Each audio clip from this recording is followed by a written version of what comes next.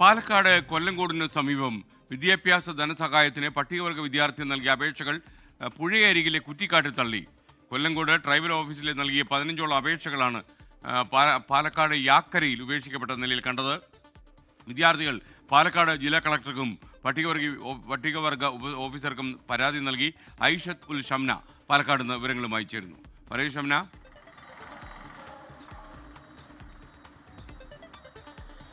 Good morning.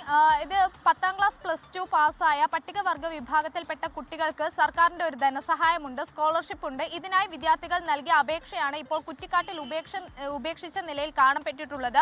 ഈ വിദ്യാർത്ഥികൾ മുതലമട, വണ്ടാഴം പഞ്ചായത്തുകളിലെയും ഒപ്പം തന്നെ പറമ്പിക്കുളം, കുറ്റിയാർകുടി, കടവ് മേഖലകളിൽ നിന്നുള്ള ഉന്നതിയിൽ നിന്നുള്ള കുട്ടികൾ തുടങ്ങി 15ഓളം കുട്ടികൾ നൽകിയ അപേക്ഷയാണ് ഈ കുറ്റിക്കാട്ടിൽ ഇത്തരത്തിൽ ഉപേക്ഷിച്ചിട്ടുള്ളത്. വിദ്യാർത്ഥികൾ ഇത് നേരത്തെ തന്നെ ട്രൈബൽ ഓഫീസിൽ നൽകിയതായിരുന്നു. പക്ഷെ പിന്നീട് അത് ജില്ലാ ഓഫീസിൽ എത്തിയില്ല എന്നാണ് ഇപ്പോൾ ജില്ലാ ഓഫീസർ നൽകുന്ന വിശദീകരണം. ജില്ലാ ഓഫീസിൽ എത്തുന്നതിന് മുൻപായാണ് ഇത്തരത്തിൽ അപേക്ഷകൾ കുറ്റിക്കാട്ടിൽ ഉപേക്ഷിച്ചിട്ടുള്ളത്. യാക്കര പാലത്തിന് സമീപമുള്ള കുറ്റിക്കാട്ടിൽ നിന്ന് ഇന്നലെ വൈകിട്ടാണ് KSEB ജീവനക്കാർ, ആ മേഖലയിൽ ഈ KSEB പ്രവർത്തനങ്ങൾക്ക് വേണ്ടി പോയ ജീവനക്കാരാണ് ഇത്തരത്തിൽ ഈ അപേക്ഷകൾ ഉപേക്ഷിച്ച നിലയിൽ കണ്ടെത്തിയത്.